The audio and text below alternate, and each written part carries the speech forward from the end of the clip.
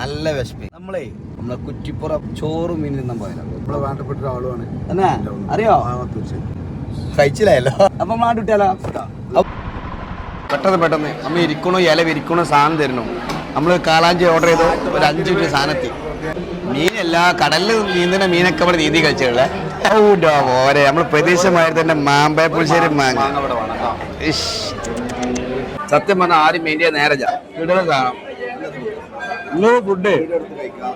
ഇങ്ങനൊരു ഫുഡ് കിട്ടണമെന്നുണ്ടെങ്കിൽ അത് സമയം ഒഴിവാക്കി വരേണ്ട മാറ്റി.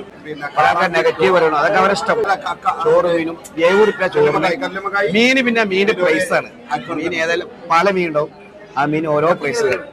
അതെ, മത്തി ഉണ്ട്, അയില ഉണ്ട്, അത് വാളാഞ്ചി, അയക്കോറ, കല്ലമ്മക്കായി, ഇത് 3 നമ്മൾ കഴിച്ചു.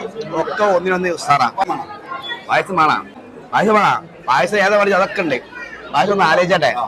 സാധനം ടേസ്റ്റിൽ നോക്കണില് സത്യം പറഞ്ഞാൽ മീൻ വണ്ടി വരാറ് അയക്കോറ ഓരോ വണ്ടി വരുന്നവരെ ഇങ്ങനെ വരും ആൾക്കാർ അല്ലേ. വയറെന്ന് പറഞ്ഞു നമ്മളെ ബില്ല് 2001 ഹാപ്പി അല്ലേ? ഒന്ന് റാത്ത് നിന്നാൽ പൈസ കൊടുക്കണം. ചോറ് മീനും ചോറും മീനും മാറി നാണിട്ട്. അപ്പൊ അതിന്റെ അവസ്ഥ അറിയാൻ വേണ്ടി വന്നതാണ്. അപ്പോ ഞങ്ങൾ ഭക്ഷണം കഴിച്ചു, ഹാപ്പിയാണ്. വെറും 70 രൂപയ്ക്ക് ചോറ് കൊടുക്കണ്ടേ. ആ ചോറിന് തന്നെ അത്യാവശ്യം റേറ്റ് വരും. കാരണം വെച്ചാൽ അതിന്റെ കൂടെയുള്ള മാമ്പഴ പുളിശ്ശേരി. ഞങ്ങൾ തന്നെ 4 അണ്ടി.